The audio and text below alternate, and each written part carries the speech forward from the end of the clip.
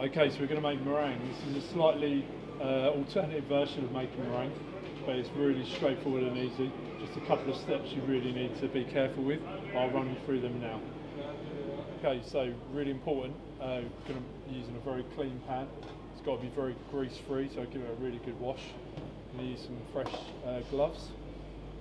And we've got our egg white, so I've weighed that out. So this recipe was 400 grams of egg white, and then we're going to use 800 grams of sugar. But basically whatever your egg white is, you just double it.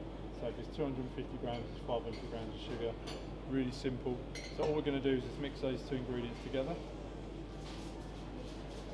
And then all we do is take our hands and give it a really good mix, and then slowly bring it together.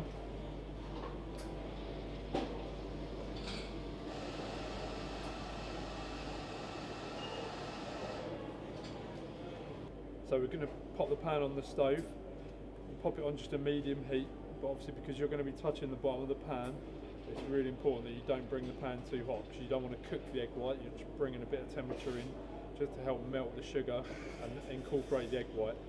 Then once you've got that process, you're going to run your fingers through it and rub your fingers together, and if you can still feel grain, then keep popping it back on the heat.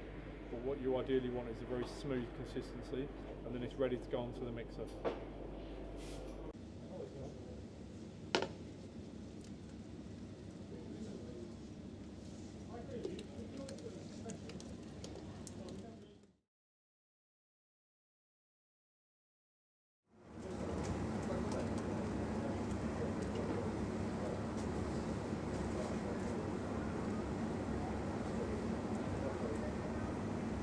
That's good for me.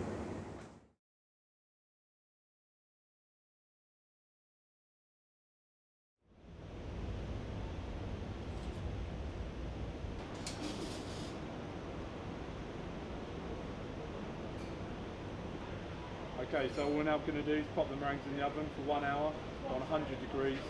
Check them when they come out. If they need a little bit longer, just give them another 10 or 15 minutes. So that is for this size. If you start going bigger, then you'll need to add 10 20 minutes depending on how big you go with them. But I not like to try and keep them this size so they cook nice and evenly and cook quickly as well. Okay, so the meringues have now come out of the oven. So just give them a gentle tap. If they sound nice and hollow, they're nice and dry.